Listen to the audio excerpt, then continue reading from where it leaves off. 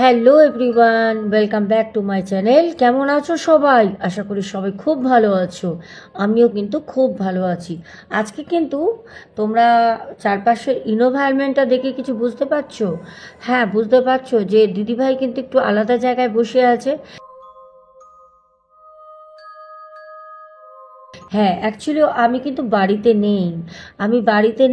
আমি একটু বাইরে এসেছি একটা দিনের জন্য টুক করে। তো ঘুরতে এসেছি সেটাও বলবো না, আবার কাজে এসেছি সেটাও বলবো না। অ্যাকচুয়ালি বলতে পারো একটা জায়গায় একটা ভিডিও করার আছে, সেই কাজেই আমি এসেছি। সেটা না এখন না বললাম, পরে বললাম। আর সেখানেই আমি একটা জায়গায় থাকবো, যেখানে আমি আগেও ছিলাম, এই হোটেলে। আর এই হোটেলে রাতের বেলা আওয়াজ হচ্ছিল। আমি মধ্যরাতে তোমাদের সাথে মানে যেটা লাইভ করছিলাম রাতের বেলা, কিন্তু আমি তোমাদের সাথে ভিডিও করেও দেখিয়েছিলাম। আমি ওই হোটেলেই উঠেছি, জেনে বুঝে উঠেছি, আবার এসেছি। আবার চাই কিছু আওয়াজ, ছাদ থেকে দৌড়ানোর আওয়াজ, পায়ে নুপুরের শব্দ। এখনো রুমে আমি একা আছি, কেউ নেই। দেখো, আমি তোমাদের দেখাচ্ছি, জাস্ট দেখে নাও। এরকম করে দেখতে পাচ্ছ তো? রুমে কিন্তু কেউ নেই, আমি একা আছি, ঠিক আছে? তো প্রিন্স গেছে বাইরে, খাবার আনতে পাঠিয়েছি। আর এখন হচ্ছে 12 তারিখ। এবার ব্যাপারটা হচ্ছে যে ঘটনাটা তোমাদের আজকে আমি বলবো, ঘটনাটা সত্যি ভয় লাগবে, ভালো ভয় লাগবে তোমাদের। ঘটনাটা বাংলাদেশ থেকে পাঠিয়েছিল আমাদের আব্দুল রহমান দাদাভাই। দেখো, বাইরে এসেও আমি ভেবেছিলাম একটা দিন রেস্ট নিতে এসেছি, তোমাদেরকে আমি কোনো ঘটনা পোস্ট করব না। সত্যি বিশ্বাস করো, প্রিন্স এখন রুমে নেই বলে আমি তোমাদের ঘটনাটা শেয়ার করে রাখছি। জানি তোমরা আমার জন্য অপেক্ষা করো। আজকে কিন্তু মাইক টাইক কিচ্ছু আমি লাগাইনি, সব এনেছি আমি বিনা মাইকেই তোমাদের জন্য ঘটনাটা পোস্ট করছি। কারণ শরীর এতটাই খারাপ, আমি মাইক টাইক কোথায় রেখেছো খুঁজে বের করার মতো অবস্থায় আমি নেই।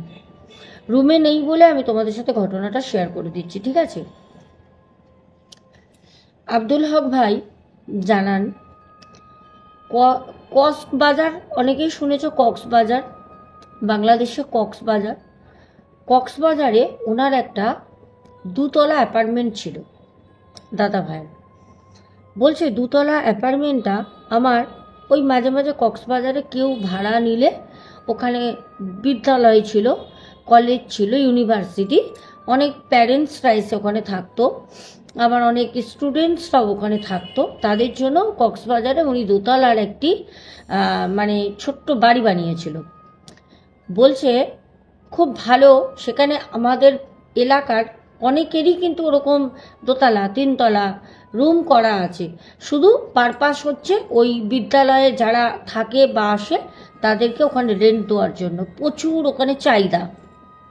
বলছে আমার দেখা দেখি আমাদেরই পাড়ার আরও দুজন ওখানে ওরকম বসে, তারা ওরকম বিল্ডিং তুলে দেয়, আমার থেকেও ভালো বিল্ডিং করে। এবার মুসলিমদের মধ্যে বলছে আমাদের একটা জিনিস হয়, সেটা হচ্ছে খুব বেশি মানে রাগারাগি, খাড়াখাড়ি মুসলিমদের মধ্যে এই জিনিসটা হয়। মানে ধরো তুমি একটা কিছু করেছো, তোমার থেকে আমি তোমার পাশে করেছি, কিন্তু তোমার এত ভালো উন্নতি হচ্ছে, তোমার এত ভালো সব কিছু হচ্ছে দেখে আমার সহ্য হচ্ছে না। তখন আমি কি করব? তোমার জিনিসটাকে আমি বান মারবো, তোমার জিনিসটাকে আমি পেট চালান করব, খুবরি করব, তোমার নানা রকমভাবে তোমার ব্যবসাটাকে আমি শেষ করে দেবো, একদম শেষ করে দেবো। এইটাই কিন্তু এই রহমান দাদা ভাইয়ের সাথে সেম কাজ কিন্তু করে ওনারই পাড়ার দুজন লোক। দাদাভাই বলেন আমাকে ওরা যে বান মারে, আমার তো ব্যবসা নষ্ট করেই দেয়, সাথে বান মারে। যখন বান মারে তখন না আমি অ্যাকচুয়ালি সব বিষয়টা কিন্তু বুঝতে পারি, যে ওরা আমাকে বান মেরেছে। কারণ আমিও তো বসে থাকার মানুষ না, আমিও তো নানা রকম নানা জায়গায় যাচ্ছি। আমি যখন যাচ্ছি তখন আমাকে তারা বলছে যে হ্যাঁ, তোকে তো বান মেরেছে, তুই তুই জানিস না, তোকে তো তোদের ওখানে লোকই বান মেরেছে। অবাক করা কাণ্ড, আমাকে আমাদের ওখানে লোক বান মেরেছে, মানে একটা অদ্ভুত লাগে না? তো যাই হোক, এটা কিসের জন্য করেছে না, রাগারাগি খাড়াখাড়ির জন্য এরকম বান মেরে দিয়েছে তোকে, যাতে তোর ব্যবসাটা ঠিক মতো না হয়। ভালো কথা। তো দাদাভাই তখন বলে যে আমি যাই, আমি গিয়ে মানে এক এক তান্ত্রিক আছে আমাদের বাংলাদেশ, বিশাল নাম করা, তার সেরকম টাকার খাই, প্রচুর টাকার খাই, আমি তার কাছ দিয়ে কাজ করাই। আমি ভাবলাম যাকে কষ্ট করে যদি আমি কাজ করাতে পারি, তাহলে পরে টাকা পয়সা কি আছে, কাজ করাতে পারলে হতে পারে যে আমার ফিউচারে ওই টাকা আমার ওই যে দোতলার ছোট্ট একটা বাসা আছে ওখান থেকে আমি তুলে নেব। তো তখন সে ওখানে গিয়ে তার কাছ দিয়ে কাজ করায়। কাজ করে দেওয়ার পর তার আবার হোটেল, বেশ মানে ছোট্ট দুতলা যে একটা মানে বাসা বলে, ওনারা বাসা বলে, আমি হোটেল বলছি। তো যাই হোক, ওই হোটেলটা খুব ভালো চলতে থাকে, খুব ভালো চলতে থাকে। যখন চলতে থাকে তখন পাশের লোক বলছে, আরে আমি ওকে বারবার খারাপ করছি, ক্ষতি করছি, ওর তো রমরমিয়ে ব্যবসা চলছে, একে তো যেরম করে ক্ষতি আমায় করতেই হবে। কি করে ক্ষতি করবে? তখন কি করে, একটা ছেলেকে তন্ত্রবিদ্যা দিয়ে মাথাটা পুরো মুড়িয়ে দেয়। তন্ত্রবিদ্যা যে কতটা ভয়ঙ্করী, কতটা খারাপ নোংরা কাজ আমরা কাটাই, তো আমরা জানি। আমার কাছেও প্রচুর মানুষ আসে, টাকা ধমকি দেখায়, আমি আগেও বলেছি। আমি বলি ধন্য আপনি আপনার জীবনের জন্য তুলে রাখেন, যে নোংরা কাজটা করছেন না, এই নোংরা কাজটার জন্য তুলে রাখেন, আপনাকে প্রায়শ্চিত্ত করতে হবে, আমাকে টাকা দিতে হবে না, আমি আপনার কাজ নেব না। আপনি আমাকে ধমকি দিয়ে চুমকি দিয়ে কোনো লাভ নেই। ধমকি দেয় আবার, নেবেন না মানে? আপনি এসব কাজ করেন, নেবেন না মানে? আরে আপনি বলুন না কত টাকা লাগবে, আপনি শুধু কাজটা করে দেন। আমি বললাম আপনি অন্য জায়গায় যান, এরকম অনেক লোক বসে রয়েছে, আপনাকে এরকম টাকা নিয়ে কাজ করে দেবে। আপনার কাজ দিয়ে আমি কাজ করব না, আপনার কোনো কাজ করব না। তারপর সে চলে যায়, নাহলে আমি ব্লক করে দিই, সোজা কথা।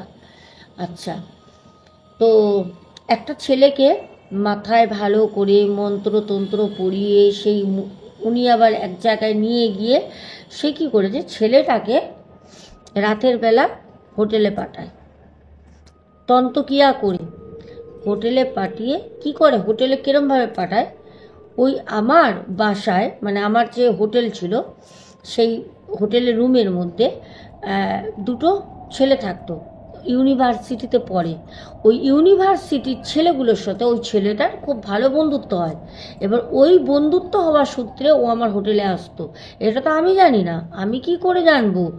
সে কি করে, আমার হোটেলের মধ্যে সিঁড়ির নিচে, ছাদের ওপরে আর রুমের মধ্যে কালো কাজ করে, মানে ব্ল্যাক ম্যাজিক যেটা বলা হয়, কালা শক্তি, ওই করে ওগুলোকে রেখে দিয়ে যায়। বোঝা গেল? ওগুলোকে রেখে দিয়ে চলে যায়। এবার যখন ওগুলোকে রেখে দিয়ে চলে যায়, এবার কি হয়, ওই যে মানে দোতলা ওই হোটেল, ওই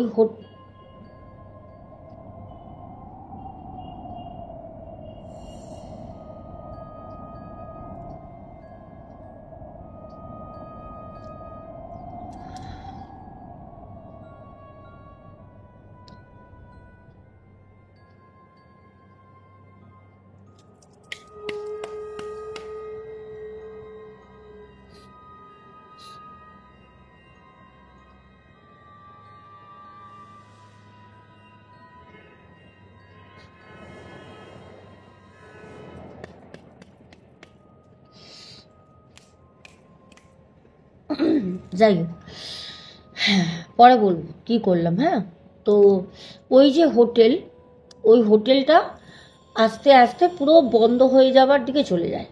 হোটেলটা পুরো বন্ধ হয়ে মানে আর ওই হোটেল মানে চলবে না, পুরো বন্ধ হওয়ার অবস্থায় চলে যায়। এইবার অটোমেটিক্যালি লাইট অফ হয়ে যাচ্ছে, অনেক কিছু হবে এখন। দেখছো লাইট কিরকম কমে যাচ্ছে, হাই হয়ে যাচ্ছে, কমে যাচ্ছে, করতে দেবে না ভিডিও, আমি ভিডিও করেই ছাড়বো, তোমরা অন্ধকারেই ভিডিও দেখবে। ঠিক আছে বন্ধুরা, অন্ধকারেই ভিডিও দেখবে। আরে ভাই এসব করে কোনো লাভ নেই ভাই, অন্ধকারেই ভিডিও দেখবে। ঠিক আছে, তুই যেই আছিস তোর মতো তুই থাক, ঠিক আছে, কোনো কিছু করে লাভ নেই। যেরকমই জ্বলে যাক, ফেটে যাক, যাই হয়ে যাক, আমার ভিউয়ার্সরা এরকমভাবেই ঘটনা শুনবে। তোর তুই যা করছিস তোর বিষয়ে আমি বলবো।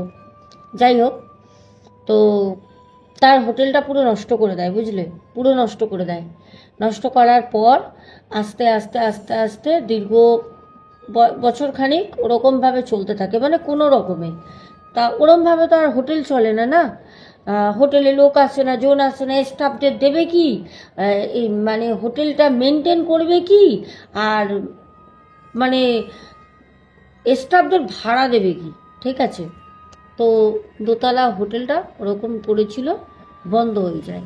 দাদাভাই বলেন যে আপু, তুমি তো ভারতে থাকো, তুমি একটা কাজ করো, যদি তুমি ওখান থেকে কলকাতা দিয়ে বসে তুমি যদি কোনো কাজ করে দাও, যা টাকা মূল্য লাগবে আমি দেব। কিন্তু কি জানো, শোনো, আমি না করেছি কাজটা, কারণ কোনো জিনিস মানে এই কোরিয়ার টাইপের আমি দুজনকে পাঠিয়েছিলাম অনেক কষ্টে, মানে তাও আমি বাংলাদেশে পাঠাতে পারিনি, শিপিং হয়নি। আমি বলেছিলাম আপনি মানি রিটার্ন নিয়ে নেন, আমি পারবো না, হাল ছেড়ে দিয়েছিলাম। হয়তো সেই দাদাভাই দেখলে বুঝতে পারবে, ওনার কাজও হয়ে গেছে, চাকরি, তো তার জন্য উনি কাজ করিয়েছিলেন। তো উনি আমাকে বলেছিলেন না, মায়ের আশীর্বাদ তো আমি নেবই। তো উনি বাংলাদেশ থেকে আমাকে বলেছিলেন ম্যাডাম আপনি একটা কাজ করুন, আপনি কলকাতায় কাউকে মানে আমার বন্ধু আছে, সেই বন্ধুর কাছে আপনি দিয়ে দেন, সেই বন্ধু আমাকে ঠিক কোনোভাবে বর্ডার পর্যন্ত আমাকে এনে দেবে, আমি টাকা খাইয়ে নিয়ে নেব। বিশ্বাস করো, তারপর আমি পাঠিয়েছিলাম। আর আমি জানি যে আমি কোনো জিনিস যাই আমি পাঠাই না কেন, সেই জিনিস যাবে তো না, গেলেও চেকিং যে হবে না, বর্ডারে বর্ডারে খুলে যে কেটে কেটে দেখবে, ওই যে মায়ের যে আশীর্বাদ যেটা দেবো, ওইটা না মানে 3 থেকে 4 হাত হয় না আমার হাত। আর ধরো কোরিয়ার বয় তো বক্স ধরছে, একদম গিয়ে খুলছে সেই ব্যক্তি, আমি কিন্তু বলি যে করবে কাজ সে খুলবে। এখানে ব্যাপারটা হয়ে যাবে কি, ধরো আমি কষ্ট করে অনেক মূল্য নিয়ে তার কথা মতো পাঠালাম, কিন্তু তারা তো খুলে খুলে সব হাতে নিয়ে দেখবে, খুঁজে খুঁজে ভিতরে কি আছে, গুপ্তচর নাকি কোনো কিছু, মানে কিছু আমরা জাসুসি করছি নাকি, এসব তো লক্ষ্য করবে।